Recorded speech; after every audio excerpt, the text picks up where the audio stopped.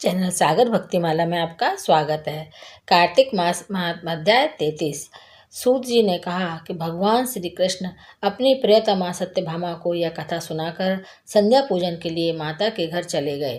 कार्तिक मास का व्रत भगवान श्री विष्णु को अति प्रिय है तथा भक्ति प्रदान करने वाला है। पंचकर्म जैसे कि रात्रि जागरण, प्रातःकाल का स्नान, तुलसी वट सिंचन, उद्यापन और दीपदान भी भगवान श्री विष्णु को प्रसन्न करने वाले हैं, इसलिए इनका पालन अवश्य करना चाहिए। ऋषि बोले कि भगवान श्री विष्णु को प्रिय, अधिक फल की प्राप्ति कराने वाले, शरीर के प्रत्येक अंग को प्रसन्न करने वाले कार्तिक महात्म को आपने हमें बताया है। मोक्ष की कामना करने वालों अथवा भोग की इच्छा करने वाले मनुष्य को यह व्रत अवश्य ही करना चाहिए।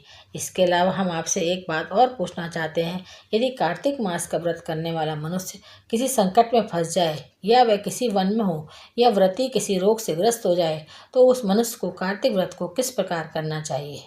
जो कि कार्तिक व्रत भगवान श्री विष्णु को अत्यंत प्रिय है और इसे करने से मुक्ति एवं भक्ति प्राप्त होती है, इसलिए इसे छोड़ना नहीं चाहिए। श्री सूत जी ने इसका उत्तर देते हुए कहा, यदि कार्तिक मास का व्रत करने वाला मनुष्य किसी संकट में फंस जाए तो वह हिम्मत करके भगवान शंकर जी या भगवान श्री विष्णु के मंदिर जो भी पास में हो उसमें जाकर रात्रि जागरण करे। यदि व्रती घने वन में फंस जाए तो फिर पीपल के वृक्ष के नीचे या तुलसी के वन में जाकर जागरण करे। भगवान श्री विष्णु की प्रतिमा के सामने बैठकर विष्णु जी का कीर्तन करे। ऐसा करने से सहस्त्रों गायों के दान के समान फल की प्राप्ति होती है। जो मनुष्य भगवान श्री विष्णु जी के कीर्तन में बाजा बजाता है उसे वाजपेय यज्ञ के समान फल की प्राप्ति होती है। हरि कीर्तन में नृत्य करने वाले मनुष्यों को सभी तीर्थों में स्नान करने का फल प्राप्त होता है। किसी संकट के समय या रोगी हो जाने और जल न मिल पाने की स्थिति में केवल भगवान श्री विष्णु के नाम का जाप कर लें।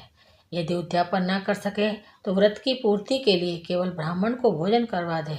ब्राह्मणों के प्रसन्न होने के कारण ही भगवान श्री विष्णु जी प्रसन्न रहते हैं।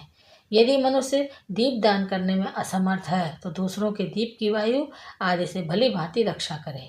यदि तुलसी का पौधा समीप ना हो तो वैष्णव ब्राह्मण की ही पूजा कर ले, क्योंकि भगवान श्री विष्णु सदैव अपने भक्तों के समीप रहते हैं। इन सब के न होने पर कार्तिक का व्रत करने वाला मनुष्य ब्राह्मण, गौ, पीपल और वट वृक्ष की श्रद्धापूर्वक सेवा करे।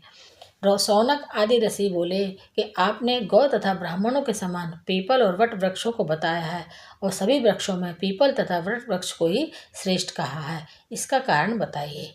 सूत जी बोले, पीपल भगवान श्री विष्णु का और वट भगवान शंकर जी का स्वरूप है।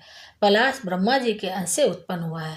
जो कार्तिक मास में उसके पत्तल में भोजन करता है वह भगवान विष्णु के लोक में जाता है। जो इन वृक्षों की पूजा करते हैं, सेवा एवं दर्शन करते हैं, उनके सभी पाप नष्ट हो जाते हैं। ऋषियों ने पूछा कि हे प्रभु, हम लोगों के मन में एक शंका है कि ब्रह्मा, विष्णु और शंकर वृक्ष रूप क्यों हुए। कृपया आप हमारी शंका का निवारण कीजिए। सूत जी बोले कि प्राचीन काल में भगवान शिव तथा माता पार्वती विहार कर रहे थे। उस समय उनके विहार में विघ्न उपस्थित करने के उद्देश्य से अग्निदेव ब्राह्मण का रूप धारण करके वहां पहुँचे। विहार के आनंद के वशीभूत हो जाने के कारण कुपित होकर माता पार्वती ने सभी देवताओं को शाप दे दिया। माता पार्वती ने कहा, हे देवताओं, विषय सुख से कीट पतंगे तक अनविघ्न नहीं है। आप लोगों ने देवता होकर भी उसमें विघ्न उपस्थित किया है, इसलिए आप सभी वृक्ष बन जाओ। सूत जी बोले कि इस प्रकार कुपित पार्वती जी के शाप के कारण समस्त देवता वृक्ष बन गए। यही कारण है कि भगवान श्री विष्णु पीपल और शिव जी वट वृक्ष हो गए। भगवान विष्णु का शनिदेव के साथ योग होने के कारण केवल शनिवार को ही पीपल को छूना चाहिए, अन्य किसी भी दिन पीपल को नहीं छूना चाहिए। तो यह है कार्तिक मास अध्याय 33 की कथा। आगे की कथा अगले अध्याय में सुनेंगे। मेरे चैनल को सब्सक्राइब जरूर करें। धन्यवाद।